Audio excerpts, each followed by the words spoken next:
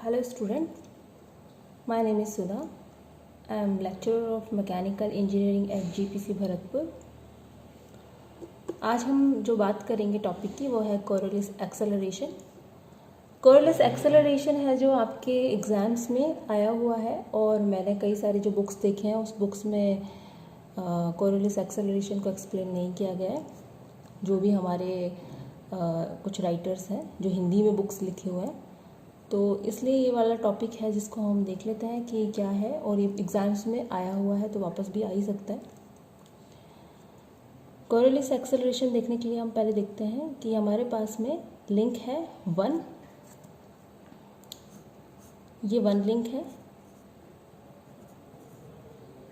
इससे अटैच है एक दूसरा लिंक और एक यहाँ पे हमारा इसके ऊपर है स्लाइडर। 1 और 2 के बीच में बाइनरी जॉइंट है और 2 के ऊपर 3 स्लाइड कर रहा है। जो लिंक 2 है वो रोटेशन में है।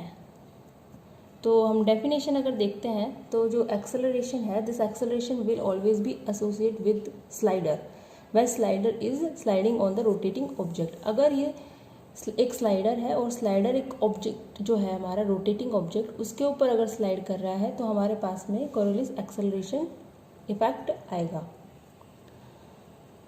अगर हम इसका मैग्नीट्यूड देखते हैं, मैग्नीट्यूड होता है इसका A = 2 × V ओमेगा। यहाँ पे जो हमारा V है, V हमारा स्लाइडिंग वेलोसिटी ऑफ स्लाइडर है।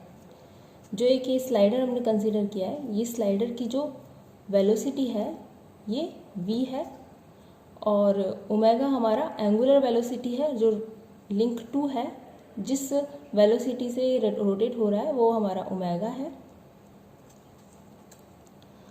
फर्स्ट अगर हम एक देखते हैं केस, अगर हम कंसीडर करते हैं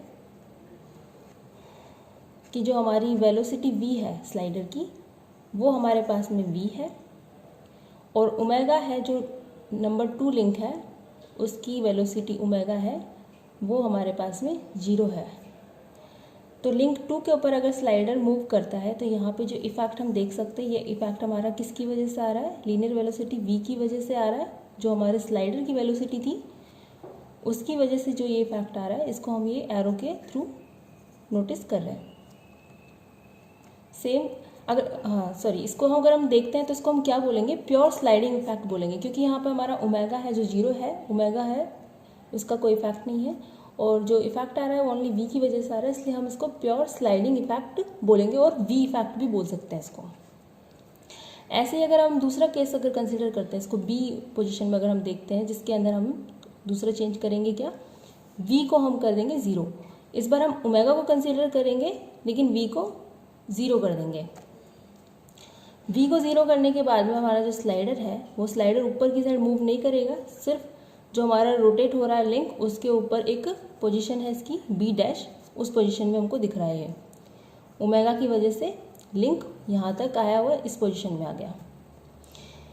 इस इफेक्ट को हम क्या बोलेंगे, प्योर रोटेशन इफेक्ट बोलेंगे, क्योंकि यहाँ पे सिर्फ प्योर रोटेशन है, यहाँ पे हमारा कोई भी v वेलोसिटी है ही नहीं, जो हमारा स्लाइडर है वो स्लाइड नहीं कर रहा है।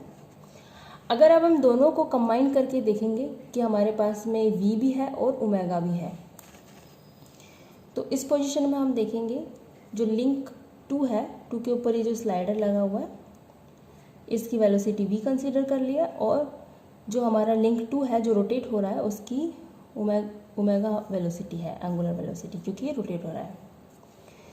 तो जो यहाँ से यहाँ तक हम ये जो इफेक्ट देख रहे हैं, ये हमारा इफेक्ट किसकी वजह से आ रहा है, प्योर रोटेशन की वजह से। और जो ये वाला इफेक्ट हम जो देख रहे हैं हमने कंसीडर किया था, ये आ रहा है हमारा प्योर स्लाइडिंग की वजह से।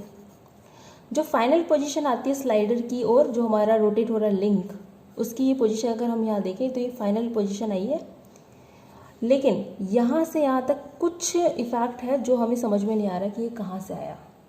यही एग्जैक्टली जो इफेक्ट आया है ये हमारा कोरोलिस इफेक्ट है, ये हमारा कोरोलिस एक्सेलरेशन की वजह से आया है और इसको हम इस एग्जाम्पल के थ्रू समझ पाए हैं। तो ये हमारा कोरोलिस एक्सेलरेशन का एक्सप्लेनेशन था कि एक अगर लिंक है, उस लिंक के ऊपर एक स्लाइडर है और जो हमारा लिंक है 2 वो क्या करेगा, रोटेशन करेगा। रोटेट होने वाली बॉडी के ऊपर अगर एक स्लाइडर मूव कर रहा है तभी ये कोरोलिस एक्सेलरेशन होगा, अदरवाइज नहीं होगा।